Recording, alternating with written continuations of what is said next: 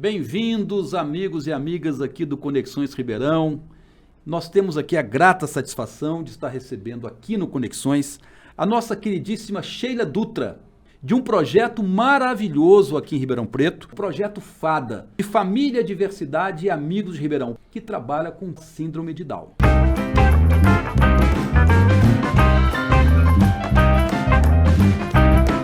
Sheila, muito bem-vinda, minha querida. Muito obrigada pelo convite, pela recepção. É um prazer estar aqui com todos, né?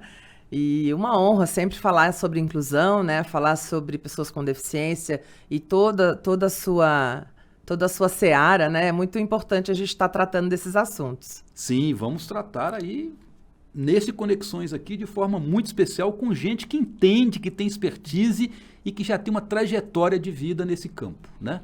Verdade. Agora, eu gostaria, Sheila, da gente começar, tem nessas questões aí ligadas à saúde, educação, com a questão social, às vezes tem muita coisa, um vocabulário, palavras que eram usadas antes, que não devem ser mais usadas hoje. O que pode, o que não pode, assim, mas de forma bem sintética, nesse campo aí que você está atuando.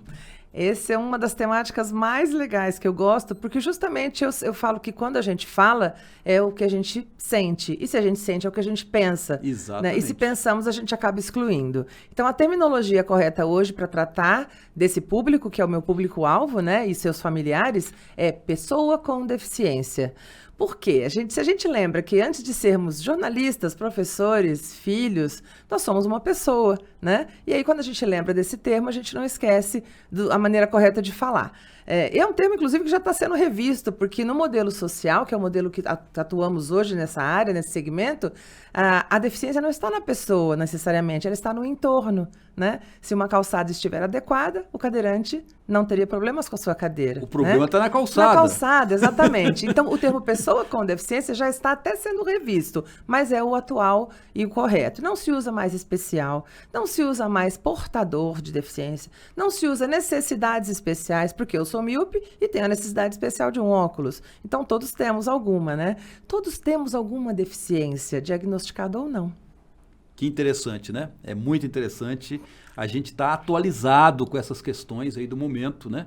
E isso traz sempre conhecimento, isso traz sempre uma solidariedade, uma generosidade maior entre as pessoas, quando a gente aplica os termos corretos. Exatamente, né? Porque você demonstra realmente a preocupação e a empatia, né? Sim. Que todos devemos ter uns com os outros, não só quem está querendo incluir, como quem está sendo, entre aspas, incluído, né? Ô Sheila, mas como que começou essa sua verdadeira militância nessa área, né, com o público Down? Como é que foi isso? Então, eu sou voluntária desde criança junto com meu pai, né? Ele sempre atuou junto a comunidades, ele era policial civil, já é falecido, e nas horas vagas ele fazia vários trabalhos comunitários e minhas irmãs não queriam ir, mas eu sempre ia. E há 18 anos eu tive uma filha, Ana Luísa, com síndrome de Down, que é uma belezinha, depois vou te mandar umas fotos dela. E ela hoje, ela fala, lê, escreve, é uma jovem plena, como qualquer outra, né? E na época que ela nasceu, eu frequentei uma entidade de estimulação precoce aqui em Ribeirão e percebi a necessidade, a falta da informação, do acolhimento para as famílias. E fundei imediatamente o projeto, nasceu quase junto com ela, né? Nesta entidade, e depois isso foi ampliado.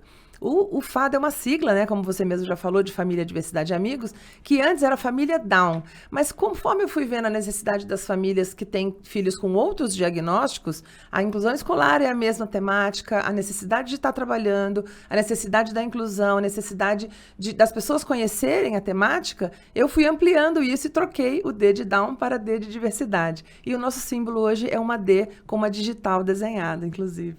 Porque ninguém é igual a ninguém no mundo, né? Agora, é interessante que você também tem formação na área de comunicação, marketing, né? E me parece que isso foi extremamente importante para esse movimento que agrega pessoas, que acolhe pessoas, que chama pessoas à reflexão a respeito dessa síndrome, né? E como é que você juntou essas duas coisas? E quando a gente tem o conhecimento e trabalha com amor e gosta muito do que faz, a gente sempre acaba agregando, né? Então, no terceiro setor, nada mais comum do que a gente realmente estar usando essa habilidade, essa ferramenta, para estar conquistando pessoas, conquistando parceiros, conquistando a confiança das famílias, para que elas realmente entendam que é importante não discriminar, que é importante levar sim para a escola, não faltar aula, lutar pelos direitos dos filhos na escola, no trabalho, na igreja, em qualquer ambiente que seja. Como é que você vê hoje, por exemplo, crianças, adolescentes com a síndrome de Down na área da educação? Está tendo uma abertura para entender, compreender melhor, atrás de conhecimento a respeito disso? Eu percebo isso, né? Se bem que eu acho que ainda falta muita coisa, mas e aí?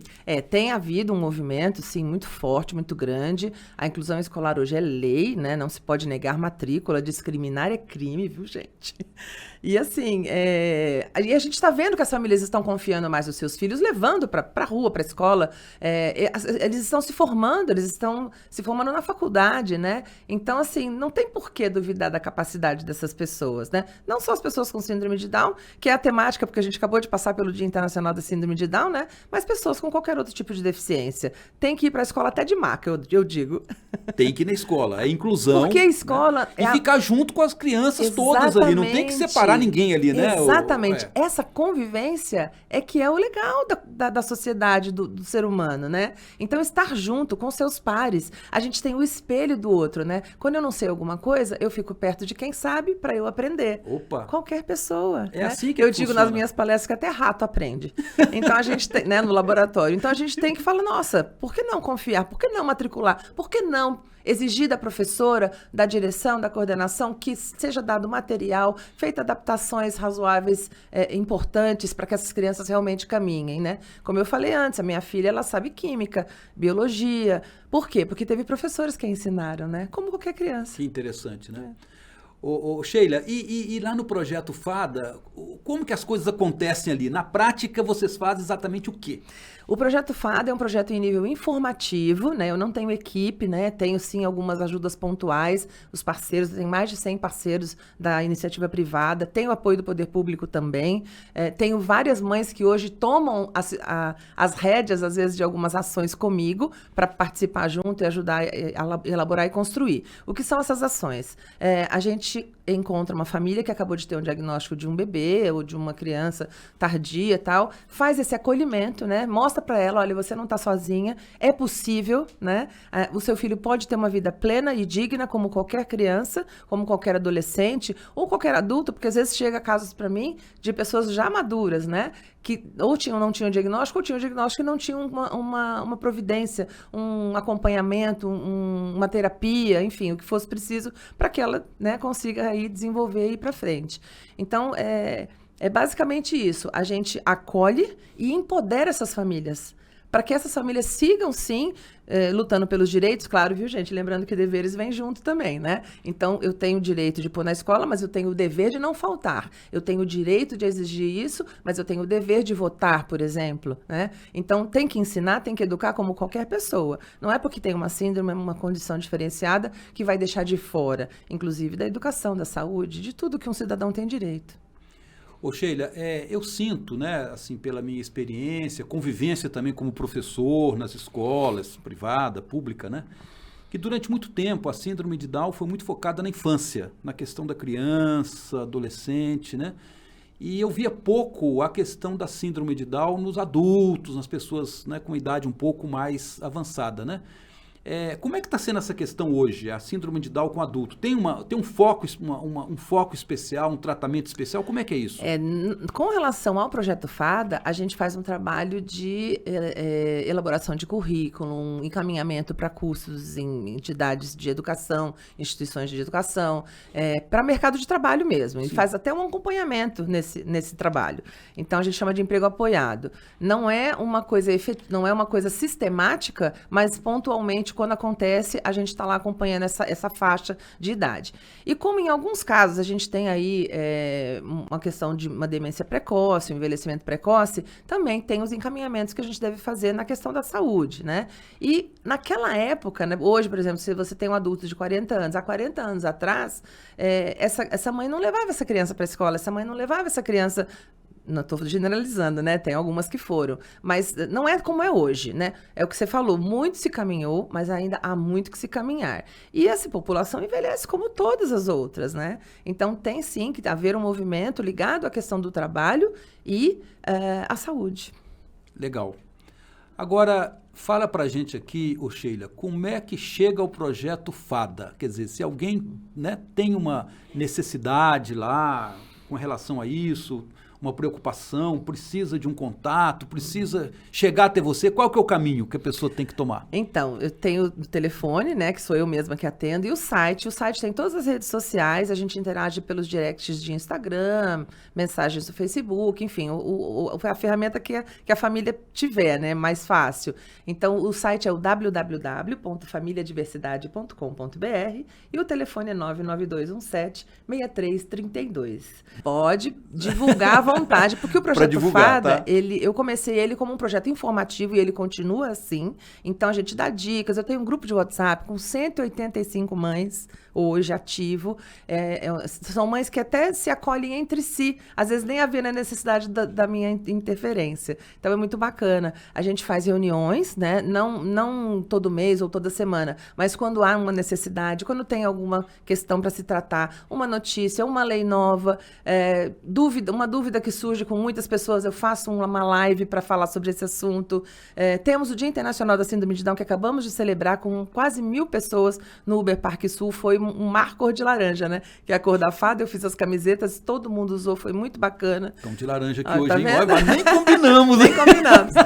E tem um outro evento que eu faço que é muito grande também, que é a elaboração do nosso calendário, né? Que eu te presenteei hoje com um deles. Tá aqui, ó. E a gente faz as fotos em lugares legal. De parceiros, né? Já usei equipamentos públicos, da cultura. Esse ano a gente fez no Sesc, um parceirão nosso, valeu.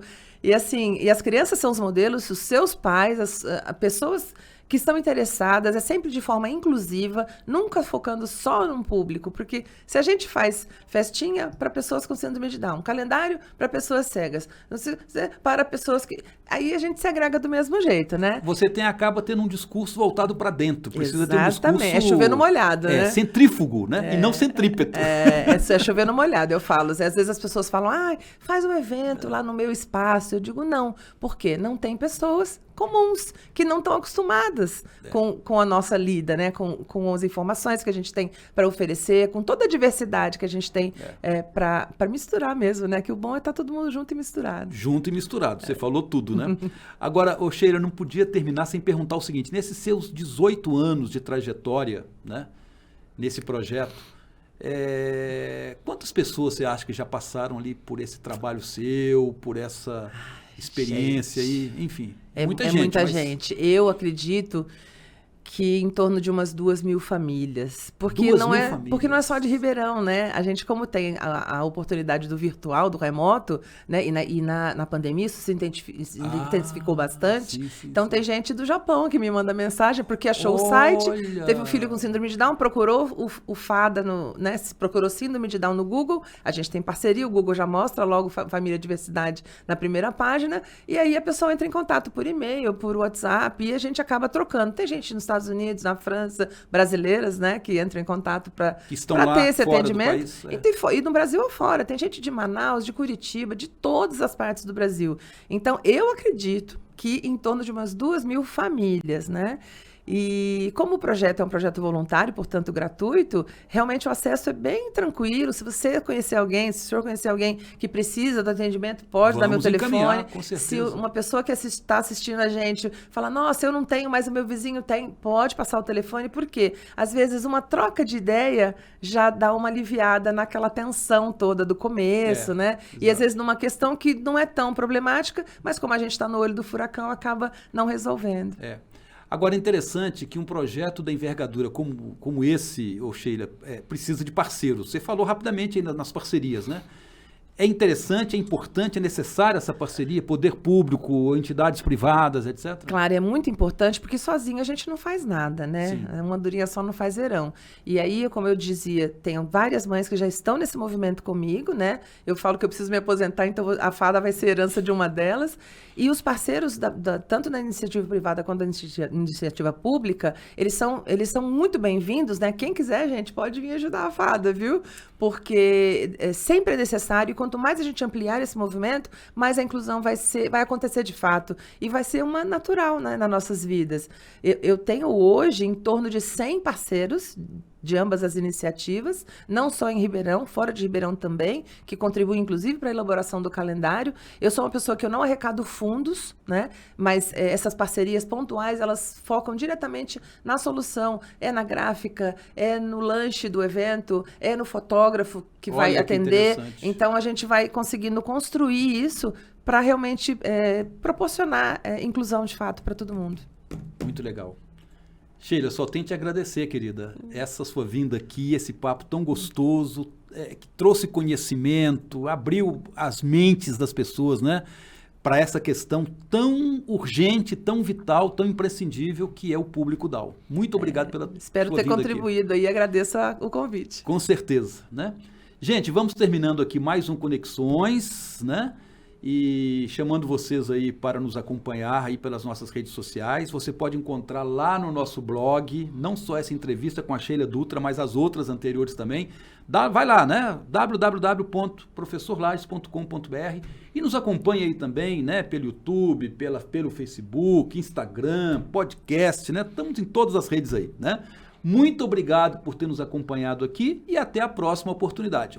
Um beijão para você, Sheila, para todos os nossos queridos aí que nos acompanham aqui no Conexões Ribeirão.